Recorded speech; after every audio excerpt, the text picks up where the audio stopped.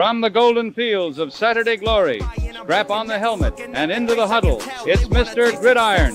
Yes, in coverage I'm playing press. You can text, but if it ain't looking right, I'm swiping left. Next. Boy, don't hate the player, hate the gang now. Killing it just won't be the same now.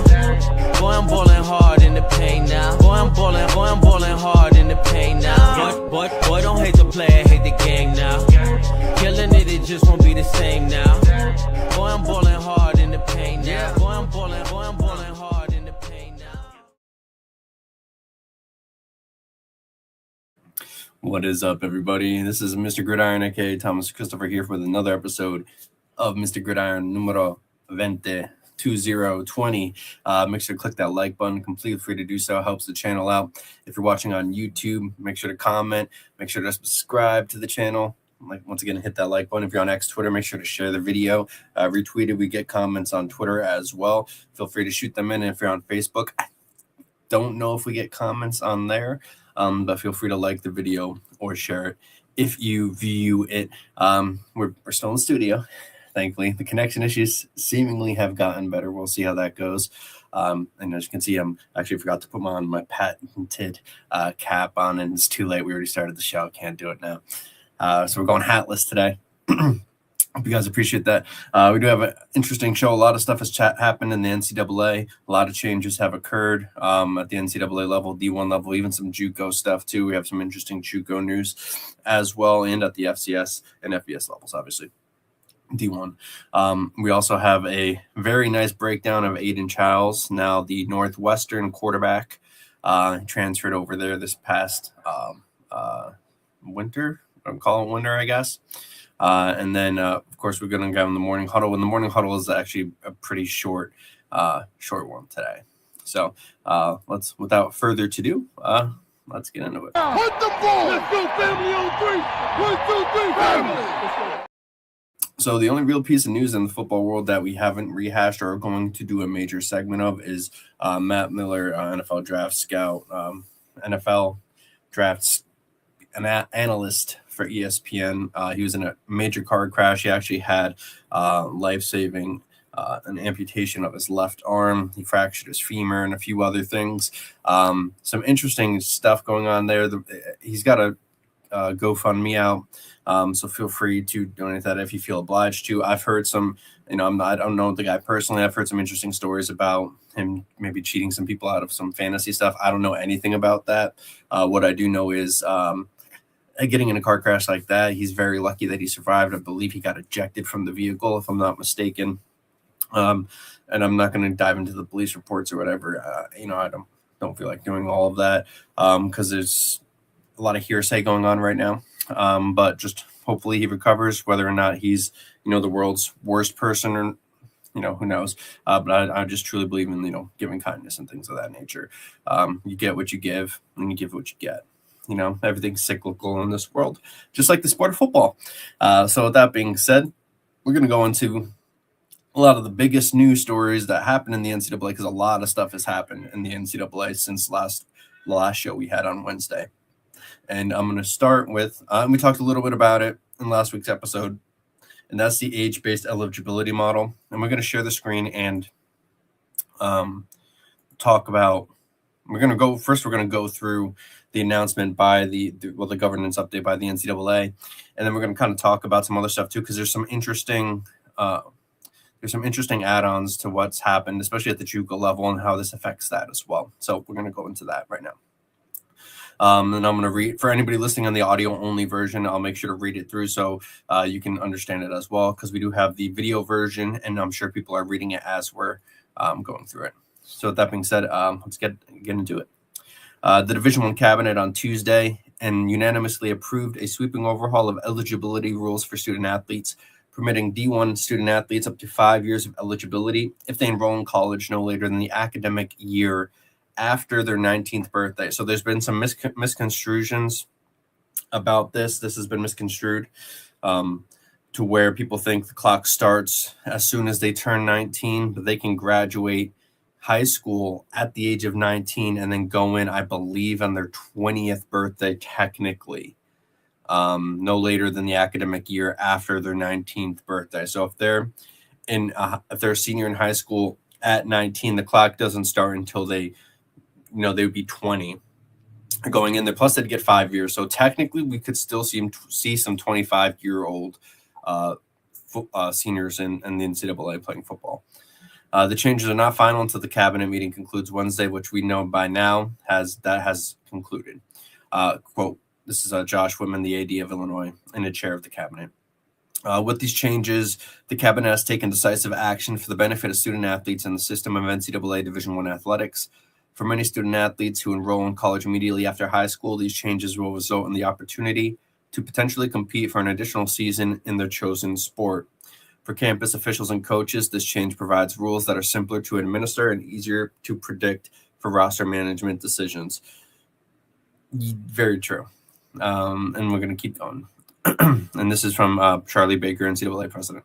While previous NCAA rules have served college sports well for a long time, we heard also loud and clear from NCAA members and student athletes that eligibility rules should be easier to understand. No kidding. No kidding, Charlie. This change to an age-based model eliminates aspects of the rules that have proven difficult to administer in the current litigious environment, and clearly defines the exceptions available in limited circumstances while preserving the long-intended alignment of eligibility with typical college enrollment and graduation patterns, because 98% of the 550,000 NCAA student athletes will go pro in something other than sports, aka only 2% of the NCAA student athletes go pro in their respective sport. He could have just said that. Didn't want to say that, though. The Division I Student Athlete Advocacy Committee leadership also issued a statement. They met with student athlete leaders across D1, and we consistently heard that student athletes want an eligibility model that's simple to understand, transparent to administer, and applied fairly across all sports and schools.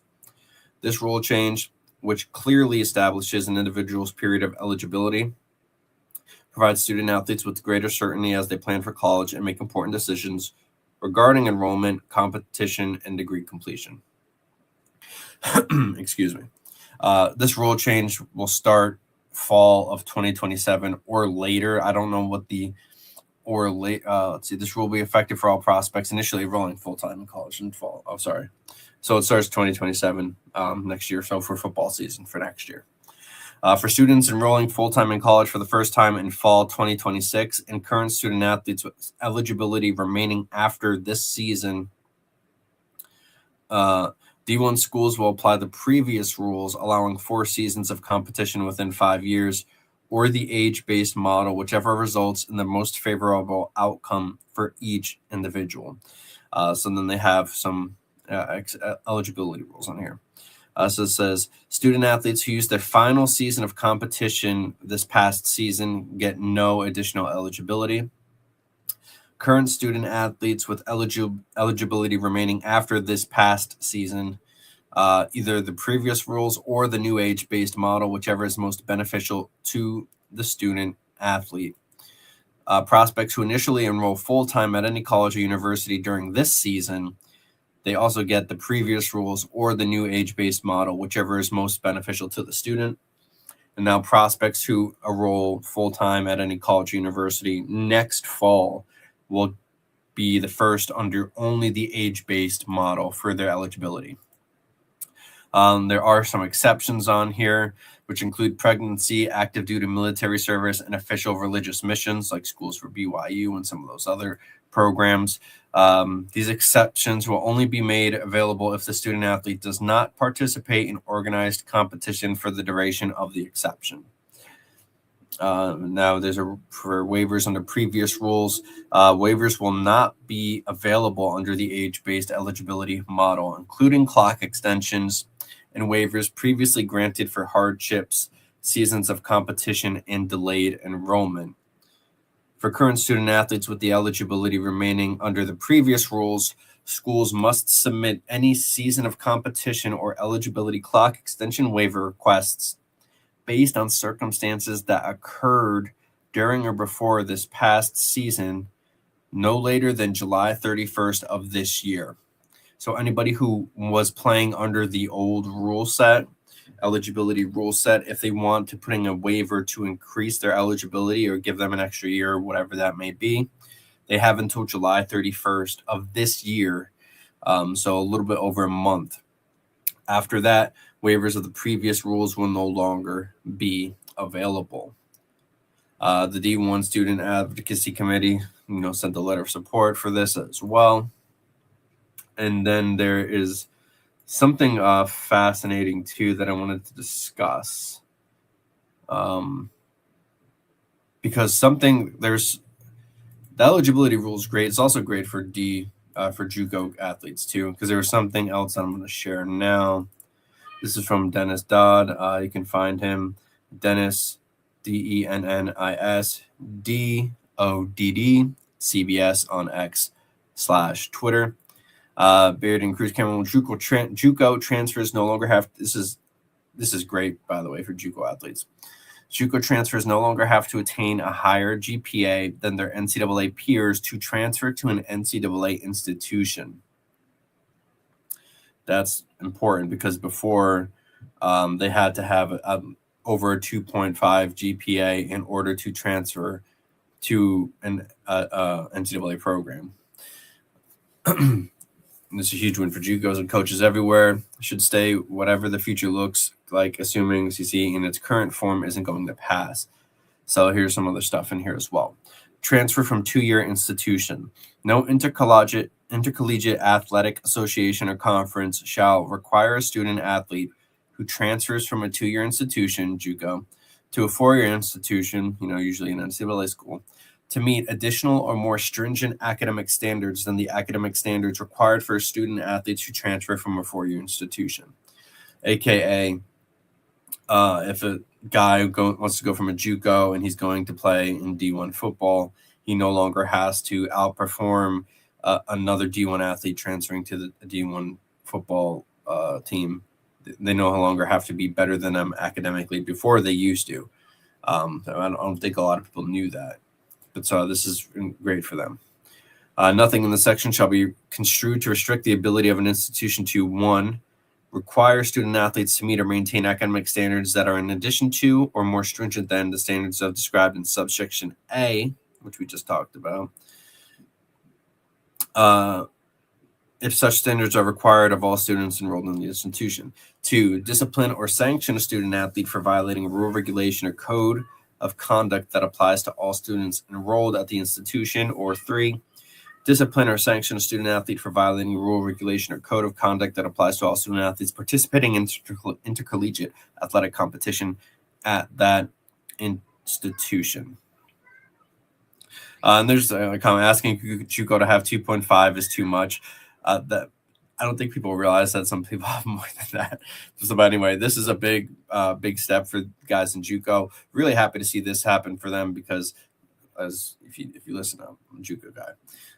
So very happy to see this. But this wasn't the only changes that we've seen, and we're going to talk about this as well because there was also some changes to the football schedule and some off-season football calendar stuff, which we're going to talk about right now. And this is going to be on the FBS Oversight Committee. They introduced a proposal to modify the football calendar. So the Oversight Committee met this past week. Still this week, and introduced a proposal to change the FBS calendar. It remains subject to final approval and committee vote in August. So far, the preliminary conversations that I'm hearing and the rumors that I'm hearing is that there's a good chance that this ends up passing.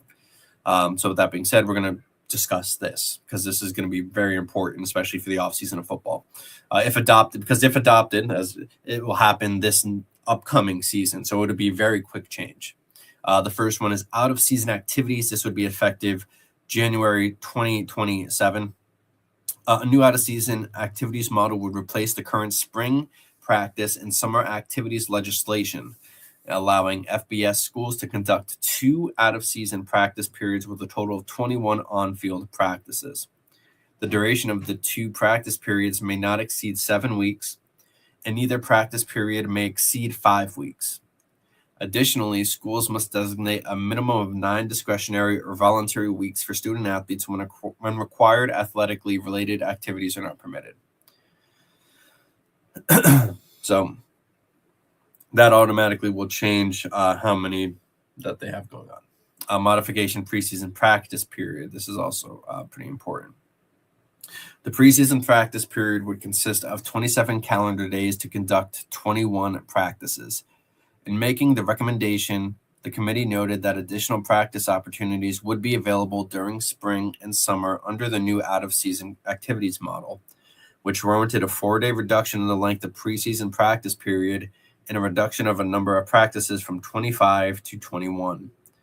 And then the notification of the transfer period, that would change from a 15-day to a 10-day period following the first business day after January 1st. That is massive. I am not a fan of that at all, because that just lowers the window that kids can transfer. And now, this is the thing with the transfer portal, is that coaches want it set at one certain period of time at the FBS level, because I don't think a lot of people know, like, the way that the transfer portal is now, too, it hurts FCS programs pretty badly.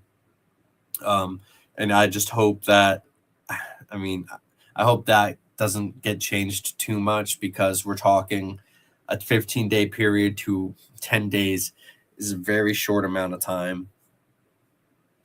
I don't know how I feel about that. Discussion of off-campus recruiting concept.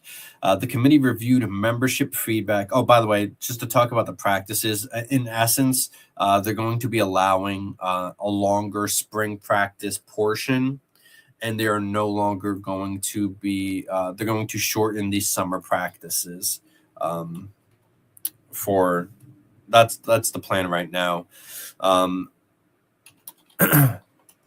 So let's go back here, because there's something else I actually wanted to do too. Is I think this is for the FCS, but we're going to talk about this a little bit later, because there's some very interesting stuff happening with the FCS oversight for their modification of the football calendar too, which would be pretty cool. So we're going to talk about that as well, because this is a little bit different. It's similar, but it's also different. And they had some cool stuff with the FCS, by the way. So we're going to talk about that. I really want to talk about that. So we're going to do the discussion of off-campus recruiting concepts. The committee reviewed membership feedback and potential changes to its off-campus recruiting model. Based on membership feedback, the committee developed a concept that would provide a yearly allotment of recruiting person days and permit up to 16 staff members and the head coach, so 17, to recruit off campus. That's going to be massive. The committee will solicit conference feedback on the concept and will consider introducing a proposal into the expedited legislative process during its July or August video conference. Any changes to the off-season off-campus recruiting model would take effect January 1st, which we've talked about, is when all this would take into effect. And this is interesting too. Instant replay video feed experimental rule. The FBS Oversight Committee approved an experimental rule proposal from the NCAA D1 Football Rules Subcommittee to permit instant replay video output to be made available in real time to both coaches' booths during games. That's actually fascinating. Conferences may choose to implement the experimental rule during their conference games during the 2026 regular season. For non-conference games, the visiting team may opt out, which means that neither team would be permitted to have instant replay video output available to the coach's booth. So if two ACC teams are facing each other, this goes into effect based on the conferences if they want to implement the rule this year. For non-conference games, let's say ACC versus SEC, if the visiting team opts out, neither team will get the permission to use that replay. Alternatively, the visiting team may agree with the home team to provide the video output to both. The current allowance to have the broadcast video in the coach's booth remains. And so the broadcast video is just what you see on everybody would see on TV. Excuse me. So these would all take effect January 1st. but they will have the vote on this in August of this year. And while I am a fan of the out-of-season activities, and the practice schedule modifications, I am not a fan of the transfer portal period being changed from 15 days to 10. Not a fan of that at all. Also not a fan of it happening January 1st, especially when teams are playing. Now, if they allow allowances to players still playing, that's one thing. But I am not a fan of that occurring while there's still games being played. I think that's a little asinine. But not only did the FBS have some changes, proposals, but the FCS did as well. And the FCS has a cool one that I really want to talk about. Like the FBS, if voted in August, if adopted, they would take effect January 1st of this upcoming year. Out-of-season activities. A new out-of-season activities model would replace the current, allow FCS schools to conduct 2 out-of-season practice periods with a total of 21 on-field practices. The duration of the 2 practice periods may not exceed 7 weeks, and neither practice period may exceed 5 weeks. In addition, schools must designate a minimum of 9 discretionary or voluntary weeks for student athletes when required. So it's basically the same thing as for the FBS. But this one is probably my favorite change that's going to be happening to the FCS, and that's joint practices with another 4-year institution. FCS programs would be able to engage in a joint practice with another 4-year institution during the spring academic term, meaning we would see some spring joint practices, which I am all for. And if anybody was paying attention, I believe it was last year, even this past year, where Syracuse head coach Fran Brown and Colorado head coach Deion Sanders were openly opining to try to get joint practices to occur. Seeing this happen with the FCS side, that hypes me up, man, because I would love to see some joint practice sessions with the FCS programs around me. It would make FCS football a lot more interesting for me personally, because if the FBS did it, it'd be amazing too. The same way that the NFL does it. I think joint practices are a very good thing. I think that it should be more commonplace. I really would have loved to see a Syracuse-Colorado joint practice session. But seeing at the FBS, hey, if I get like a Monmouth, Albany, or we get something going along those lines, that would be fantastic, because there's a lot of good FCS schools. I know a lot of people may not think so, but there's a lot of good FCS programs and a lot of good players that move up from the FCS to the FBS. So this would be fantastic to see. If not alone, just for seeing some of these guys already play against each other, especially if it's an in-conference meetup. That'd be so cool. So that's something that I'm really looking forward to seeing if this gets passed. Number 3 is the modified preseason practice period for which would consist of 27 calendar days to conduct 21 practices. In making the recommendation, the committee noted that additional practice opportunities would be available during the spring and summer. So this is the same standard thing that we saw with the FBS. The notification of the transfer period, would be the same thing, changing it from 15 days to 10-day period, beginning on the first business day following January 1st.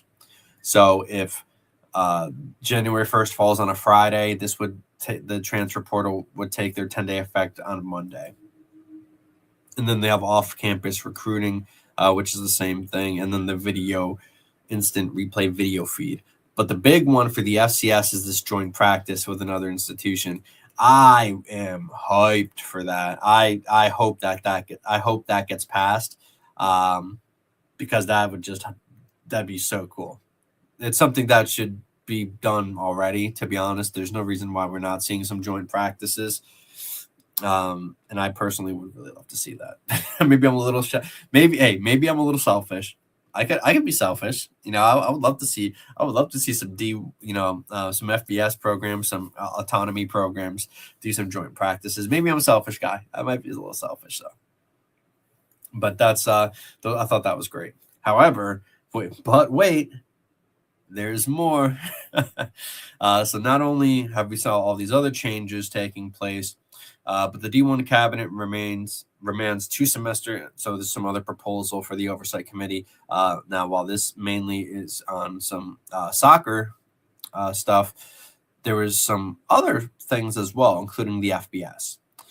So this is beginning fall of next year. D1 football subdivision regular seasons will be standardized to 14 total weeks, ending the week following Thanksgiving. Teams may schedule up to 12 regular season games. The change was introduced by FBS Oversight Committee in April, was adopted by the cabinet. So this will go into effect next year, which means that there'll be a standard, like teams no longer will have to ask permission to play in a week 0 game if they want to. Bowl eligibility game, or bowl game eligibility, this is another massive change. They also approved 2 FBS Oversight Committee proposals impacting the postseason. Effective with the 2026 season, teams reclassifying from the FCS to the FBS will be eligible to participate in postseason bowl games, provided they otherwise met the definition of a deserving team, all the FBS sports sponsorship reclassification requirements. So that would mean Sacramento State and I believe it's North Dakota State are the 2 teams that have moved up from the FCS to the FBS if they happen to be able to either meet the 6-game requirement, or if teams opt out and they're chosen for 5 games. If they get to a bowl game, they are actually able to participate in that bowl game. So that'll be massive. I've already seen comments from a lot of the alumni really hyped about this, and who wouldn't be? I'd be excited as well. I think this is great. If you're James Madison of the past or some of these other programs, you're probably a little, ticked off. But at the same time, we saw this happen with Delaware, and I want to say there was another program as well, but I'm going to blank, where they were in their first year in the FBS this past year, and they got bowl eligibility because the team's opting out. So it's not uncommon. But with that being said, I think this is massive going forward. It's a big change. It's a change that needed to be made. The fact that it took this long is kind of ridiculous, but happy it happened. Additionally, if there are not enough deserving teams, so like we talked about before, a maximum of 7 losses needed, they'll no longer determine the order of alternate. However, teams must continue to achieve at least a 930 APR to be eligible as an alternate. Tampering and agents. This is another big one. They also discussed tampering rules for recruiting potential transfers and penalties associated with tampering with players from other programs. During the June meeting, the D1 board directed national office staff to socialize an engagement period concept that would create a short window for permissible discussions prior to a transfer portal window opening. Staff shared initial concepts, and the D1 cabinet expected to continue its discussions later this summer. The cabinet also discussed broad concerns about agent activities, including high fees. Like we've talked about on the show previously, there's a lot of agents that try to take, I think I've seen even 30% somewhere, but a lot do like 20%. It's a lot of money. A lot of kids are getting scammed out of money. It's not great. The cabinet directed staff to develop proposals to address these concerns and to explore an enhanced agent registry system, which that has been something talked about when Nick Saban was speaking to the committee a while ago, a couple weeks ago, rather. This is something he's talked about as the predatory means that some NCAA agents are going to. I mean, we even talked about it on this show where I've talked with multiple athletes who reach out to us for consulting and helping and stuff like that, because their agents that they have are getting this money and not doing anything for them. A lot of times it'll be family members, masquerading as an agent, or because they helped, their cousin in the past, 20 some odd years ago when the rules changed and things were different. It's unfortunate. There's a lot of shady people out there. So I think this, if they get a proposal, they need to figure out something to kind of rein in the amount of agents that are bad faith characters. But however, wait, we're not done yet because there's still more stuff. So this was about 3 days ago. So this was on Wednesday afternoon. In a memo sent today to schools, CSS College Sports Commission announced its policy updates. And these are big for athletes. This is good for athletes. The first is the NIL deals of $15K or less are no longer subject to range of comp standard unless an athlete exceeds $50K aggregate in a year. So that means the lower end players who are making some NIL money, they don't necessarily have to worry about this. And two, methodological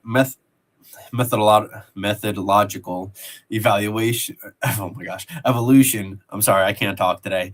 Methodological evolution of range of comp metric. I can't talk today. Intended to expand the scope. I'm going to talk about the updated enforcement policy. So, as a reminder, in order to determine whether a payment is at rates and terms commensurate with similarly situated individuals as required by NCAA bylaw 22.1.3, the College Sports Commission uses a model developed in partnership with Deloitte that evaluates whether a deal's compensation exceeds a range of compensation, ROC, of similarly situated individuals based on multiple factors that are organized into 3 pillars reflecting institution market reach, social media reach, and student-athlete performance. If a deal's compensation is within the ROC, the range of compensation, of at least one pillar, so the pillars being market reach, social media reach, and student-athlete performance, the CSC determines that a particular deal is commensurate with the rates and terms of similarly situated individuals. Apologize, I can't talk. Otherwise, the CSC will conduct additional holistic tests that provide additional opportunities for a deal to be considered at rates and terms commensurate with similarly situated individuals. The Board of Managers of the College Sports Commission recently approved a new enforcement policy for this year. This takes effect July 1st, whereby the CSC will not subject deals valued between $600, so that'd be the minimum, and $15,000 to ROC review unless and until an athlete has exceeded $50,000 associated deals in the academic year. This updates the prior policy in effect since April 2026, which exempted deals up to $2,500 until an athlete reached $15K. So that's a big jump. That's a big change. The policy change is intended to allow the CSC to continue to focus its resources in NIL Go on high-dollar deals, which is what they should be doing. All associated deals still must be, quote-unquote, for a valid business purpose related to the promotion or endorsement of goods or services provided to a general public for profit, and by law 22.1.3. By way of example, assume a student-athlete submits, we don't have to go through that because that is just a example. But that is going to be massive for some of these athletes who are making lower end deals. A lot of this would be FCS, FBS on the G6 level, even low level autonomy conference players making some deals where they're not exceeding 50K in a given year, which is actually probably most athletes, if we're being honest. There's probably a short end of athletes that are surpassing that, at least at the G6 level. So this is a big change. This is great for them, something you want to see. However, there's some other interesting stuff too, and like I said, we're going to talk about this as well. We mentioned this a little bit, is that the cabinet approved a recommendation for programs to permit programs to open the 2027 on week 0. So they used to have a waiver that to have them play. They no longer need it. The intention of the adjustments is to refine the process undergoing rapid growth. Shout out to Ross Dellinger of Yahoo Sports for the tweets. Both changes are likely to result in approval, at least some of the $200 million worth of deals under review, most from Big Ten and SEC. The methodological change, methodological. I can't say that word today. That's embarrassing. Change to the ROC is especially important as it will likely expand the scope by using more of a prediction component based on data submitted into the system. This will be this is actually going to be great. The waiver change is expected to be the first of many adjustments of the CSC system. Autonomy Conference commissioners are also discussing increasing the revenue share cap. That we're seeing some of that already too, where that's being discussed. And the Big Ten, I believe the Big Ten and the SEC wanted at 60 mil, whereas the ACC and the Big 12 wanted at 40. So we're already seeing some disagreements from the autonomy schools in that regard. If I can see on here too, because I believe at one point it was trending a bit, and I think it is it's near here, I believe. Okay, I think it's on this. I just wanted to make sure it's not behind a paywall before we go in there. Yeah, it is. Okay, so that's Ross is on a paywall, but I think he has something else on there as well. I just want to make sure that we see it on here. I guess technically I can just share this page. I'll do the Twitter page. So the revenue capture, which we just talked about, is something that they want to have changed. College sports executives are holding accelerated conversations around that. 40, 50, 60. The SEC and the Big Ten want 60 mil for the revenue share cap, whereas the ACC and the Big 12 reportedly want 40 million as that. We have a few people already, making some comments. Of course, the SEC and Big Ten want 60 mil because they've rigged the system in their favor financially. They can afford that much, whereas very few outside of those two conferences can. He's not necessarily wrong. This is something else that I'm going to bring this up in a different tab if I can. This is the Ross Dillinger. So this is Open Doors projecting college athlete compensation too. This is actually very fascinating. To exceed $4 billion this year for its annual NIL report. A Big Ten school's annual average spends exceeds all others at 48 mil. So the Big Ten actually superseded the SEC here, was at 44 mil. That's pretty surprising. And then we have the ACC at 28, which people sleep on the ACC, man, but they're a good conference.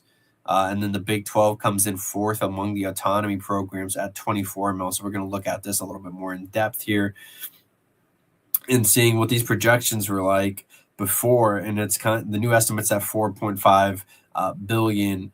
And that's what the original estimates are. It's almost 2 billion. Sorry, it's almost 2 billion more than the original estimate, which is kind of insane to think about.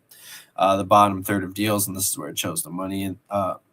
And look at the above cap spenders on here. A lot in the Big Ten, and it kind of just the Big 12 is actually relatively close to the ACC in that regard.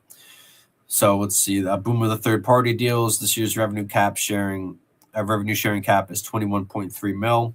But many schools are already pursuing athlete payment channels and touting war chests well beyond that threshold.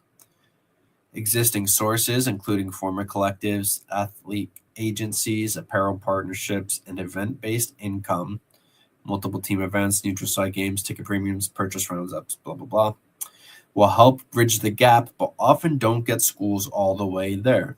Increasingly, the difference is being made up through third-party NIL opportunities, which we are starting to see more and more and more of, is third-party NIL, private equity, and get their hand on there. As schools operate within cap constraints, the ability to attract and facilitate bona fide commercial NIL activity has become one of the most important competitive advantages in college athletics, which is incredibly true. The NIL market breakdowns. This is what the market is paying for marquee positions right now. Athletes earning are among the most frequently requested data points, yet are most often the most challenging to pinpoint. An endless number of variable factors into an athlete's earning potential, and when coupled with a competitive free market, the best place to locate market behavior is to see what has actually been paid. So for a autonomy program, a P4 quarterback, right now they are making 1.5 mil. A high major men's basketball center is 1.1 mil. So football rules all, if we're talking about this, because they're at 1.5 mil, which is kind of insane to see. And then we have CFB Nerds comes in. College football nerds. This market is unsustainable because it's not about a true market in an ROI, return on investment, financial sense. Yes. Players are being compensated based on the ego value that boosters are willing to pay to win. This is actually very true. And that creates ever-increasing budgets that are not financially self-sustaining, which is actually a question that I really want to ask. This is why I wish I was at the Big 12. And you'll see this on an article I have coming up regarding the Big 12 Media Days, is because I want to ask Utah, who signed a deal with private equity so that they can do a lot of this stuff, how do they expect to make a return on that? And how do they expect to be able to pay off that loan, I guess we'll say, without defaulting on it, without taking years, how much interest is going to be tacked onto that, or how long are they going to be on the hook for? Because this is the thing, like the way that without a cap and without things kind of stopping what's going on, that's just going to keep exploding. So I want to know how a team like Utah, who already has a private equity deal, is going to be able to pay it back, essentially. Because if we're just going to get into an quote like CFB Nerd says, an ego value, the budget is going to be ever increasing. It's just going to need more and more money. And it continues. The main takeaway to me is all of this financial analysis is that they admit their projections were wrong. They're wrong because they keep treating this as a true financial supply-demand problem when it isn't. Ego-based spending only fails when people go bankrupt, which is my biggest question for a team like a Utah who has already dove into this PE partnership, private equity partnership. Is that's what I'm so fascinated to see how that goes. But I digress. So at the end of the day, this has all been incredibly interesting. A lot of changes in NCAA football. Like I said, the biggest one for me that I'm going to be I'm ecstatic about, and I really hope it passes, is the FCS being able to have joint practices with another FCS program for spring ball. That's going to be insane. I really wish the FBS adopted that or let Fran Brown and Deion Sanders do that. Obviously, for those who don't know, I cover Syracuse, so we've got to talk to Fran Brown about this, and they said that the NCAA shut it down due to health hazards and things like that. So seeing now that this happened at a FCS level, I'm going to have to ask Fran about this to see what he says now, because I mean, it's kind of insane that they won't let Colorado and Syracuse play each other in a joint practice session, but they're going to let the FCS kids do it. I mean, that's just my 2 cents. So, but I'm ecstatic. Don't get me wrong, I'm ecstatic about it, though, by the way. Like, I would love to there's nothing more that I'd love to see. Like I said, I love joint practices. I think they're incredibly important. Not just for the players, for the coach. It's for everybody. For the coaches, the players, the fans, joint practices are important because it teaches you a lot about yourself. There's only so much you can do when you're facing your other teammates. And God forbid, speaking out of experience, you hurt a teammate in practice, and that could be a problem. I mean, if you're going to hurt somebody, and not the objection or the goal is not to hurt people. By the way, that's not that's not the goal. But injuries happen, and if you are playing at 100% or go a little bit overboard, it's not good to do against your own team. The object is not to do that. However, that being said, I'm fascinated with that. I'm also interested to see how that increases because it says you're going to basically add a little bit of time for the spring, and the summer is going to be shortened a little bit. I'm a fan of that as well. I'd like to see spring ball get more chances at actual on-field practice sessions. So that'd be big. That'd be really big. With all that being said, there's a lot of other stuff that's going to be going on soon. We have the media days coming up with the Big 12, and actually that's what I'm going to talk about next is the college football media days. And we're not going to go in depth on everything yet, but I just want to highlight when they are, because as we get closer to that, and I will actually be at the ACC Media Day in mid-July in Charlotte, and we'll have Brandon Pockris and Mackenzie Neglia in the American. We may have them at the SEC or the Big Ten as well. We'll see how that goes. We'll also be doing some Zoom stuff through CUSA and a couple other conferences, potentially the Sun Belt as well. So just keep in mind for that. But we're going to show the actual days that they all are. So just so we can get a little preliminary look here from the FWAA, which I'm a member of. So the first, this actually goes by alphabetical order. So the American is Thursday, Friday from July 23rd to July 24th. That's going to be in St. Petersburg, Florida. Commissioner address starts. Oh, okay. Radio Row available at 11 a.m. Pre-scheduled media sessions upon request beginning at 11 a.m. Commissioner address at 8:15 Eastern Time. Interviews with coaches and student athletes from all 14 institutions will follow, with media rotations beginning at 8:40. The ACC will be held the week prior, Wednesday through Friday, July 15th through the 17th.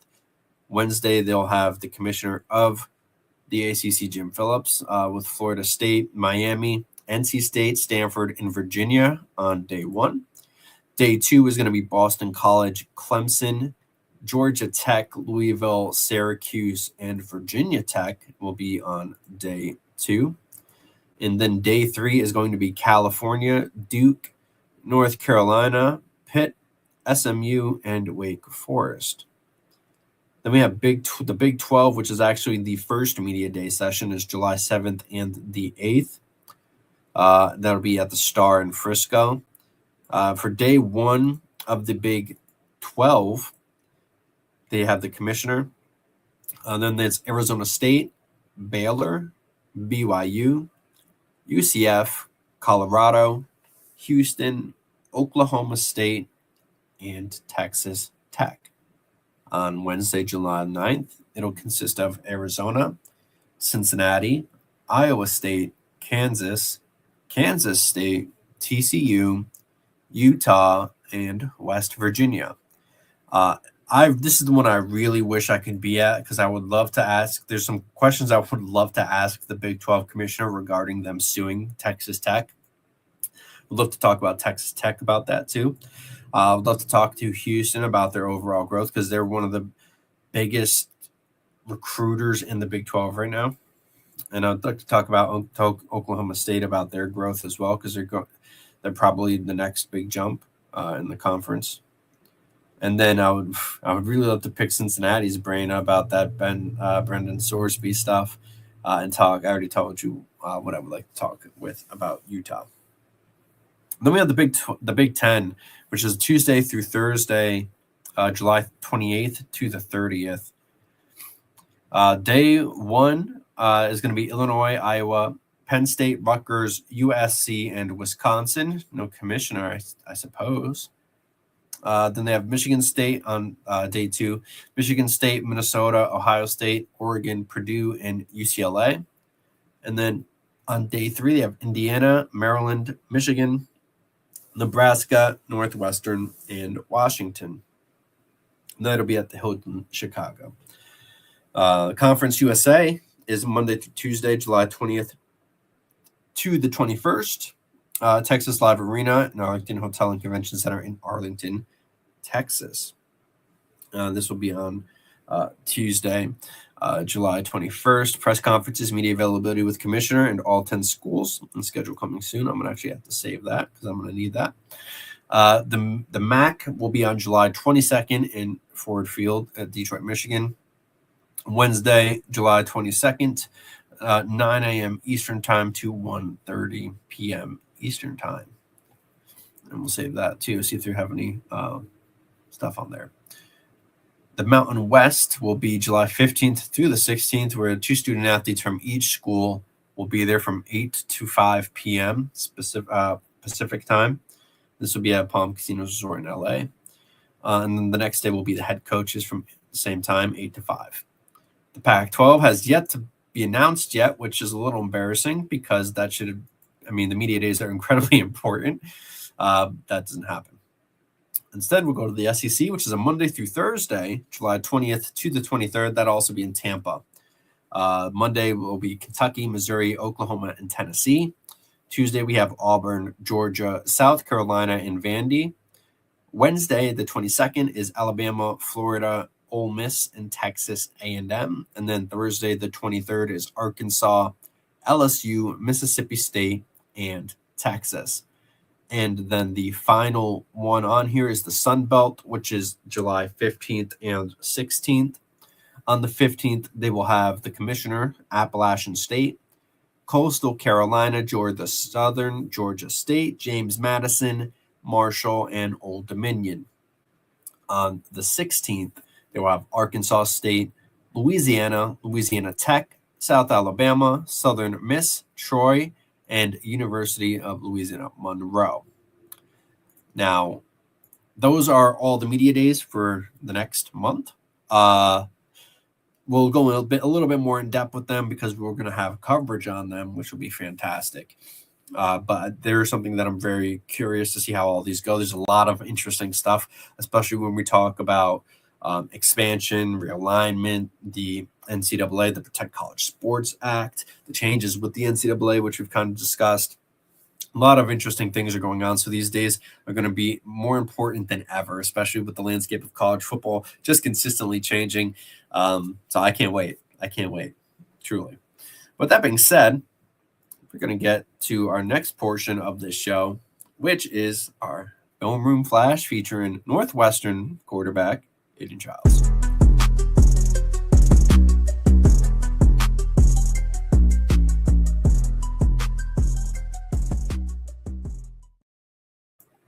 Now, for those who are just new to watching the show, before we get into all that, click that like button. It's completely free to do so.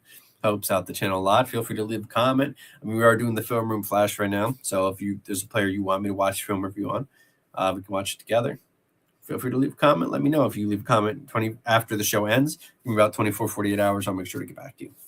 That being said, we are going to look at Aidan Chiles, who is now at Northwestern. And Chiles is a player that I'm a big fan of. And we're going to go, this is a shout out from Andy with 2 Y's, NFL. Shout out to Andy for the breakdown videos. So for those of you just watching or new watching, when we do film sessions, I don't watch the film beforehand. I like to break it down with you as we're watching it together because I think it's just a lot more fun to do. So we're going to get this first one here. It looks like it's this, by the way, this is when Aidan is still at Michigan State. Facing looks like an Iowa team that's running a 4.25. Yeah, that looks like a 4.25 to me. Michigan State is in a shotgun set. They have 2 tight ends. They have one. Actually, no, I apologize. They don't have 2 tight ends. One tight end that's in line behind the line of scrimmage, and they have a receiver at the bottom of the screen that is probably within 3 yards of that tight end. On the left side, they have 2 wide receivers out, and then they have the running back to the left of Chiles. We're going to play it full, and then we're going to review. Interesting. Good play. Cornerback messed up, and we're going to break down why. So this is the block pickup here is actually insane by the tight end because he comes in at the last second and saves. As you see from right here, it looks like Chiles is about to get sacked. They're playing some man coverage concept here. They got a bracket up the top right here, and they both take this receiver. However, tight end does a fantastic job. Chiles doesn't shy out of the pocket. He stands in the pocket, stays strong, doesn't try to scramble, steps up, and this cornerback makes a mistake because he thinks that Chiles is getting sacked.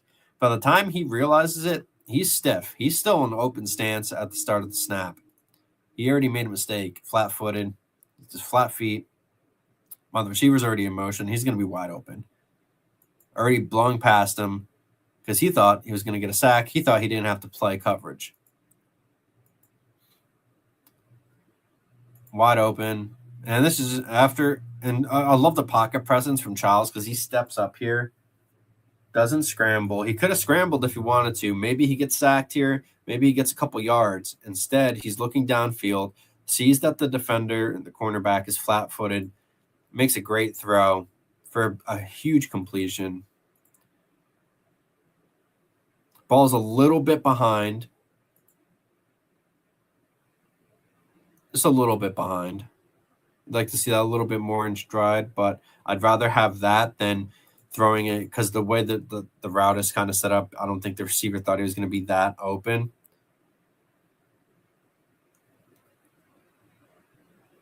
So a little bit behind him. But he still gets, 20 yards of yak there? Can't be mad at that. I'm a fan of that. Now, same game. This time they're under a single set. I'm going to put it in a little bit full speed.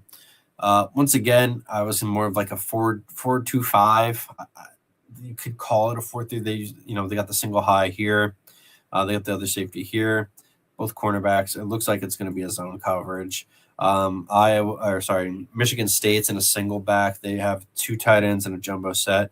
Basically, outside receiver on the left is solo. They have another receiver very close to the formation on the power side of the lineup there. And we're going to just go run the full play.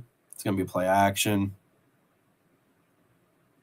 More of like a cover 3. You can call it a zone. You can call it man, but we're going to run it one more time because it's a they just get fooled. They think it's a run. It was supposed to be a cover. It's supposed to be a zone coverage, and they just completely blew it. So we're going to slow this down just a little bit more and break the play. So, just the play action here is fantastic because the linebackers just all bite. Every single one bites. You can see here they're all back foot now. All back foot, all flat foot. He rolls out. Now he sees he has one here, one here. They got the single high. There's supposed to be a cover 3. And with this safety, the free safety, I don't know what he's doing here, to be honest with you. Doesn't necessarily know where he's playing. It looks like he's trying to go here, but he doesn't realize he leaves enough space on this left side of the field for just a great look at that. Ball's where it needs to be. Big yard, big play. The play action had a lot to do with that, but you still like to see him take advantage and knowing where to take advantage of in that play. So that's big. Same game here. This is more of like a 4. I'd call this more of a 4-3 than their 5-2-5. Than their 4-2-5. They're playing. This is going to be another zone by Iowa here. You can just tell based on the coverage here. Once again, Michigan State is in a shotgun set. They have 2 tight ends off the line of scrimmage, 2 wide receivers on each side. The running back here. It's again more of a good job through the zone. This is a blitz and cover 3 package. The blitz is late though. All right, so we're going to slow this one down because the blitz goes late. I think it's a run. So just so you can tell, you can usually always tell when the team's playing zone because the cornerbacks, especially in a fake press, like this is a shell. And I usually never like to have defenders' backs to the boundary. Just not a fan of that. You can already tell. So let's go through a little bit. Oosh. So how's it going? Now, the way the blocking scheme is like it's a run. And then they do a slight play action here that gets all of these guys sucked in. Like he gets sucked in. He messes up. That's the one who messes up on this play. He blitzes late. He gets sucked in. So once again, they're just getting destroyed by play action here. And he has 2 options. Now, he takes this one. He could have taken the deep route. He could have taken the deep route here. The safety does a good job recognizing where the ball is going to go because of this mess up, because he's going to start going here. But if he just did a pump fake, and he has time, by the way, like he has time to do a pump fake there.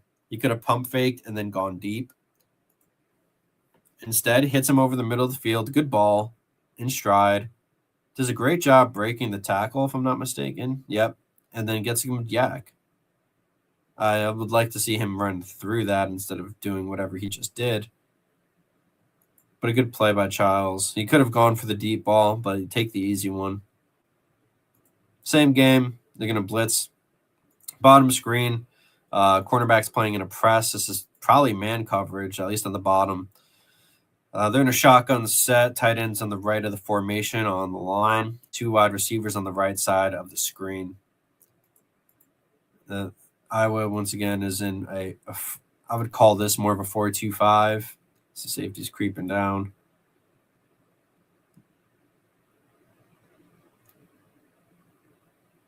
And he takes it himself. Love seeing that, man. He's so talented. He's so hard to bring down. He really is. And we're going to just slow this one down, and we're going to talk about it. Because this is the thing. He reads the safety reads this play pretty well. Like, he knows what it is. They timed the blitz really well.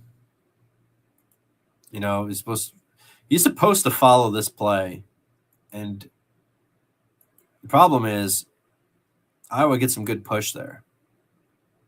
But, jukes him out of shoes. Breaks the tackle, the shoestring tackle. Jukes him out of shoes. Literally. Outruns his blocker, but still maintains to get the block in time. Doesn't outrun him too much. Breaks his ankles, another one, and gets out of the tackle. This is a playmaker. Like, this is a playmaking performance right here by Aidan Chiles. And it just stinks that they didn't have more opportunities like this. All right, same game against Iowa. They're in a single back set. Tight ends on the left side of the formation, just below line of scrimmage on the inline. 2 wide receivers on the outside. And we have the running back 6 yards out. It's going to be a play action fake. Iowa just keeps biting on these play actions in this game. Cornerback trips, and he gets it. But I am not maybe I'm a little old school. I am not a fan of my cornerback with his back to the boundary like this, especially if he's on an island by himself. It's not. I just don't like it. I don't know if that's because all it takes is a fake to this inside, which is what he does, and then you get off track. Like, it's such a bad. Whatever those guys are being taught is not good. I digress because all these guys jump in. And this is supposed to be zone, and they all jump in, and it's only a 2 receiver route, and they still give up a touchdown here. That's bad by Iowa's defense. That is really bad. And whoever's coaching this at Iowa should be ashamed, because that is horrible defense. Like, you never want unless you have help on this outside, you don't ever put your back to the boundary like this, especially if you're in a you're one-on-one here. You're one-on-one. There's only a single high. This is supposed to be a cover 3 concept. Like, this is a cover 3 concept. All the linebackers bite. There's only 2 routes being run here, and they still score a touchdown because look how bad this defense is. All it takes is that inside move and go quickly outside. You're already out of position, and he loses his footing anyway. He can't turn his hip fast enough. The ball is placed well. It's an easy touchdown on a 2-person route against a zone coverage. Horrible look by Iowa there, and I love Iowa. I think the offense is great, pro-style offense. Defense, I don't know what they were doing in this game. Not good, Bob. Same game. They're running a 4-2-5 here defensively, Iowa is. Michigan is once again in a Michigan State is in a shotgun set. Tight end on the right side of the formation, in line below the line of scrimmage. 2 out on the outside, slot on the right. On the left side, closer to the formation, wide receivers playing against that same cornerback with the bad coverage. I believe he's playing in he's playing press this time, and we're going to see what the play looks like. It's a blitz. No, fake blitz. Zone concept. Where does he go with it? Good for him. Okay. Like that. All right. Going to break it down. See what we see. Safety shows the blitz. Doesn't come. Instead, it is a man coverage on the press side of the formation while the other side is his zone. But nobody's got this guy. He's just wide open. Now he's looking them all off into this triple coverage, which for some reason all of the Iowa defenders just seem to be reading his eyes and not the field, which can work. Like, don't get me wrong, that can work sometimes. Doesn't work here because the wide receiver's wide open. Sees it, he fools him. Like, this was supposed to be his zone. You can tell he messed up. Let's go back because I want to see and it was his zone specifically because he's supposed to have that. He's supposed to shade right here. He's supposed to be over here. These guys are supposed to be back. Iowa zone was not good in this game. Like, they just got toasted. Easy pitch and catch. And then we'll see if he gets some yak. He does. Same game. Once again, shotgun set. This time they have, it looks like 4 wide receivers, two slot. That's more of a Y here. Don't know if that's a tight end or if that's a big slot. Running back on the right side of Chiles. We have Iowa in a 4-2-5. Their edge rushers in the 9 stand. Okay. Formation. So it's trips. They'd run a stunt. Get pressure. Finds the opening in the zone. Was that a cover 2? It looked like that was a cover 2 on quick glance. We'll see what it is. So they move the wide out in formation across the formation, and the fact that they only slightly move lets everybody know it's in a zone. He moves in, so this is probably cover 2.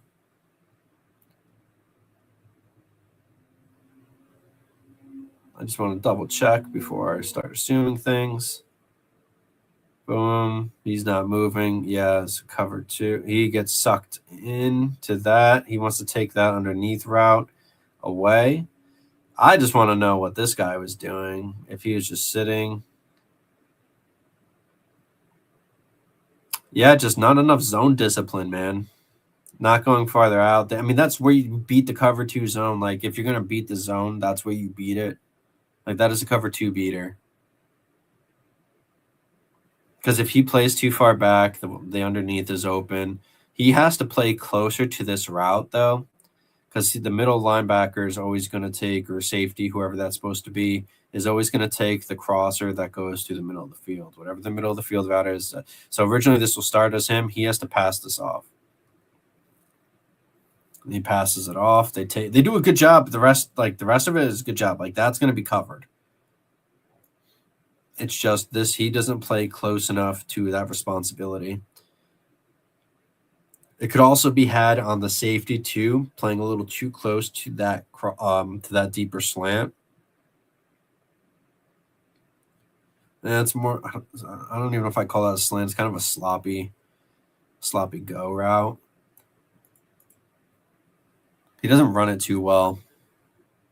But yeah, you would like to see that linebacker played a little bit closer. And obviously you want to see the safety get over there quicker, but that's a cover 2 beater. Good play call, good throw, good read. I believe he steps up in the pressure again. He does. That's why I'm a huge fan of Chiles too, man. Look at the way he just might have been a hold, but just look at the way he just doesn't run away. Like that, and he's a dynamic playmaker, this kid, by the way. Like, he can run. We saw it in this film session. Instead, he stands in there for the throw. He doesn't even get sacked, by the way. He stays up. Good throw. Love to see it. Oh, now we got a game against Michigan. Michigan running was that 4-2-5. 4-2-5 shell, single high. Michigan State's in a shotgun set. They have an inline tight end on the right, close wide receiver close to the formation. Left side, they have a slot and an outside receiver. Probably a zone concept from Michigan here. Yeah.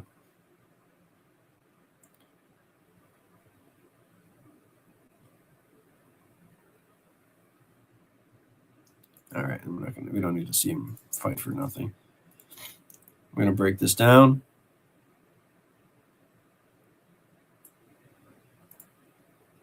An interesting concept here for Michigan as the middle linebacker blitzes.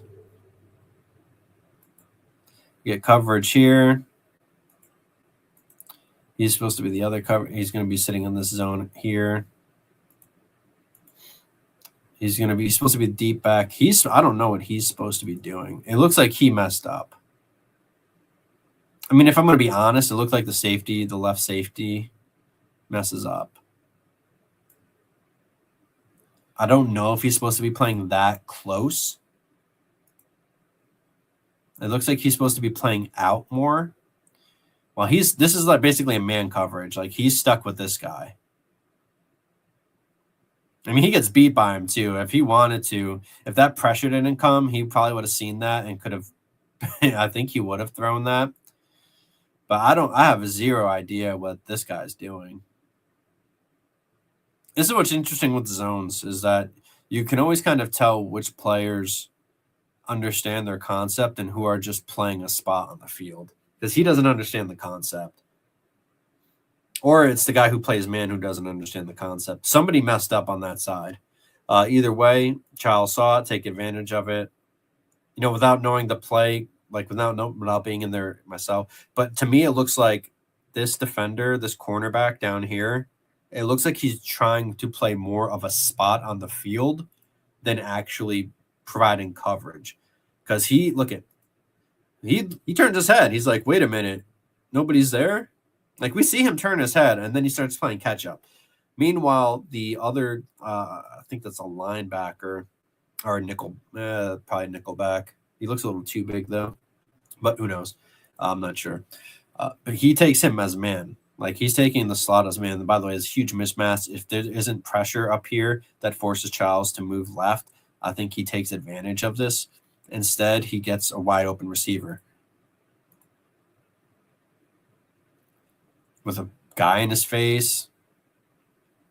Ball's a little off target. Still completes it for the first down, though. Another good play. Another bad zone by a defense, but that's a good thing about a quarterback, though. If your quarterback has to be able to take advantage of defenders making mistakes in zone coverage. Right here looks like a 4-2-5. They have two edges.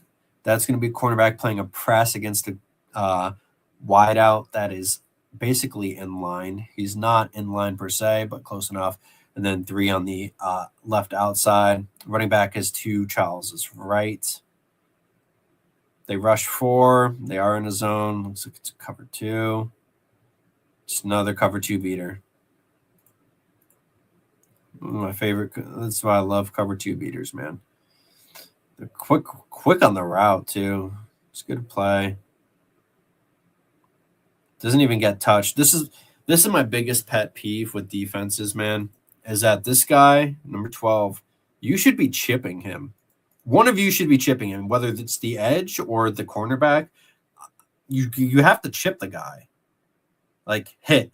You should be hitting him. Hit. Like, he should be hitting. One of them needs to hit him, especially if you're in a zone. Like, this is what I would always teach my cornerbacks if I was a coach or edge rushers. If you have a wideout or a tight end that is lined up, you hit them. You hit anybody who passes you because you mess up the timing. Football is about timing. Like, timing is so important in the game of football, especially with route concepts, especially because you never know when pressure is going to get to the quarterback. So you want to mess up timing every time. Like if I'm them, you even just put a hand on him. Just boop, put a hand out. Hit. He puts his hand out and doesn't even hit him. What is this? Hold on. Look at this. Keep an eye on this edge rusher on the bottom of the screen. Puts his hand out, doesn't hit him. He just uses it as his wind up. He doesn't chip him either. This is a cover 2 concept. And it's a cover 2 beater. He just runs in a slant. He just runs a slant. Slant, run to the outside. Stays with pressure. Like he gets hit on this throw. Does he go down? He does go down that time. On the money throw, cover 2 beater. Another great play by Aidan Chiles. We're going to watch it full. I'm a massive fan of this kid's game. It is so disappointing to see that him and Nick Marsh weren't, done. I don't want to say done right because I think that Coach Smith kind of got out of there before he should have. I would have given him one more year. But still, we're just going to run through all the plays again. I love what I see out of this kid. He stands in, makes the throw while the pressure's in his face. He doesn't try to run. That's probably my favorite thing about the kid is he has the ability to run. He has got some jets, and he's a big guy, but he would rather stand in and make the throw. Huge fan of that. And he's tough to get down. He's just a really tough kid to bring down. I think this is the this is play action. He's got good accuracy with the football. He understands where to go on certain zones, which that's very important if he knows it's a cover. By the way, some of the stuff here is just great. You're seeing certain cover 2 beaters when they're in cover 2, just understanding the play call. Look at that dynamic he is as a runner.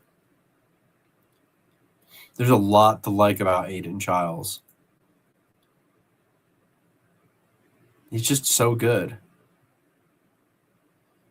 Another one, like he takes advantage when guys are in bad positions in zone, and that's what you want out of a quarterback. Beating man coverage is easy. Like you throw the ball a certain, ball placement's important in man coverage, but knowing where to go in zone breakdowns on defense is more important in my opinion, especially for a guy who stands in the pocket and avoids pressure and makes the big throw. And that's what Chiles does. I'm incredibly excited to see him at Northwestern, by the way.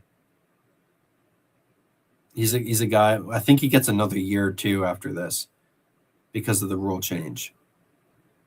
I would love to see him get another year and just develop. He's a guy that has such a high ceiling if he gets a chance.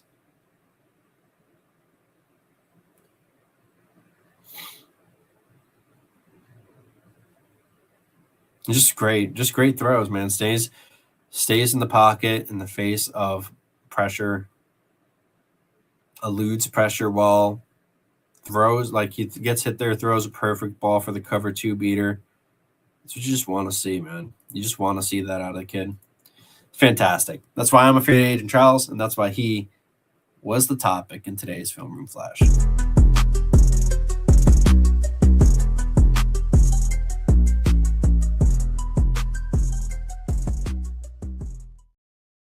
So that wraps up the Film Room Flash segment with now Northwestern quarterback Aidan Chiles, who I'm a massive fan of. If you watch this, we've had a great episode today highlighting some of the biggest changes that are coming to college football and could potentially be coming to college football next year, including one of my favorite new changes that could potentially take place with joint practices between FCS squads, and one of my changes that I'm not a fan of, and moving the transfer portal window from 15 days to 10 days. I think that is going to be pretty bad. Oh, and I just saw this comment from Bird. I'm a little sorry about that. He says, I'm a bit behind, but I think the idea with that weird back to the sideline technique is ironically trying to stay on top of everything and force everything inside to the MOF safety. That corner did not do either. No, he did not. He did not do either at all. Instead, he he allowed the exact opposite to happen, and I don't know why he went back inside, because all it takes is one move, one cut on the inside and move out, and he's already out of position. He did that the wrong way. You're supposed to play with an outside. If you're playing back to the sideline, You want to be on the outside bracket and force everything, like you said, to the middle of the field. And he just didn't do that. You're supposed to have that outside contained so that they run inside, not so when he makes an inside move, you can go outside and just absolutely get destroyed by the receiver. So, yeah, I don't know what he was thinking there. Never want to play like that. I'm usually not a fan of that technique because certain guys will lose track of where they are on the field, and that what we just saw tends to happen. So I'm not a fan of that technique. Specifically because of that. However, if you are playing in a deep concept, whether it's a cover 4 or cover 3, or even there's certain concepts where you're supposed to be in a cover 2, but if they run a go route, you cover the 9 as a man coverage technique. I understand why that happens because you want to push everything middle of the field, but no idea why he did it the way he did and moving inside while the receiver's also moving him. The receiver basically guided him where he wanted to go and then just dipped out. Good job by the receiver. Not so great with the coverage there, especially when it was only a 2 route concept. Not fantastic by Iowa in that game. But with that being said, that's why I like the film sessions, man. That's why I like seeing them and doing them real time while you guys are watching with me, because I think it's fun and seeing comments like that. I apologize, Bert. I didn't see the comment when it first dropped. I was so hyped. I was just focusing on the film cut up. I didn't even notice the comment. I apologize. I made sure I wanted to get that up there now. I appreciate the comment, by the way. Thank you for checking it out. But with that being said, make sure you guys click on that like button if you're watching today's episode. We did a lot of great conversation regarding some of the changes in the NCAA, the FBS, the FCS. That's going to be fantastic, or not as fantastic. We're seeing some changes with the NIL and certain things like that as well. So that's going to be great. And I think that's important, especially when it comes to some of those guys no longer having to deal with the ROC of making $15K a year when they should be focusing on the big stuff. And I think they're realizing that they should. We're also seeing some bold changes in terms of eligibility with the FCS to FBS jump with North Dakota State and Sacramento State. So that's going to be fantastic.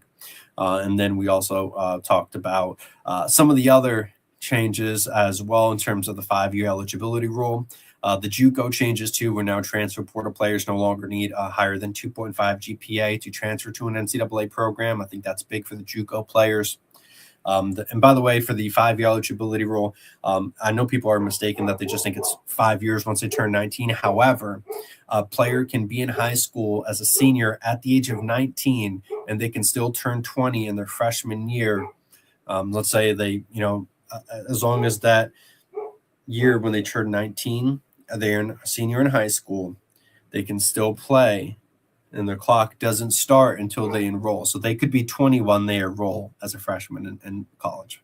So I just want to get that clear out of the way. It's not a clear 5, and it's not just a strict 5 and 5, and it doesn't just start as soon as they turn 19. They can be a 19-year-old senior in high school who turns 20. And they could still, so we could still see a 25-year-old college football athlete.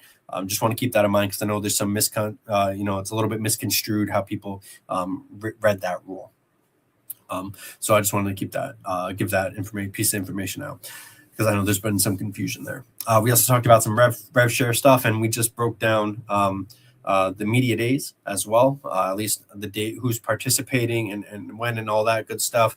The players have been announced for the ACC media days, who's going to be participating from the player standpoint. However, I take that with a grain of salt because last year's list was a little bit different than who actually appeared at the podium. So I'm going to keep that in mind. As we get closer to the media days, though, we'll be updating that, and that'll be a part of the show. And I think that'll be fantastic. And then, as you guys know, we just highlighted Aidan Chiles, who I'm a massive, massive fan of, who is now with Northwestern. And I believe he gets another year now because of the new rule change. So I'm fascinated to see if he takes that or if he decides to forego that. But a lot to like. It'd be fascinating to see how he performs because, like I said, I am a big fan. With that being said, make sure you guys click that like button. Completely free to do so, whether you're watching on YouTube, X, Twitter, or on Facebook. Make sure to leave a comment, as you guys saw with Bird. Make sure to get back to you guys. If the show ends and you leave a comment on YouTube or otherwise, give me about 24, 48 hours. I'll make sure to get back to you. You can also find this show on any way you find your favorite shows, podcasts, etc. on Spotify, iTunes, Amazon, and iHeartRadio. With that being said, this is Thomas Christopher. We're gonna probably run a little bit out of here now. Like I said, until we get to some of the bigger news and some of that stuff happens later in the summertime, we're gonna probably be running 1.5-hour segments. We'll see. But with that being said, I appreciate everybody who's been tuning in and checking in. And stay tuned for Monday's show because we're going to start having some very interesting guests coming up in July leading up to the season. So with that being said, it's Thomas Christopher. Until next time, my friends, I'll see you later.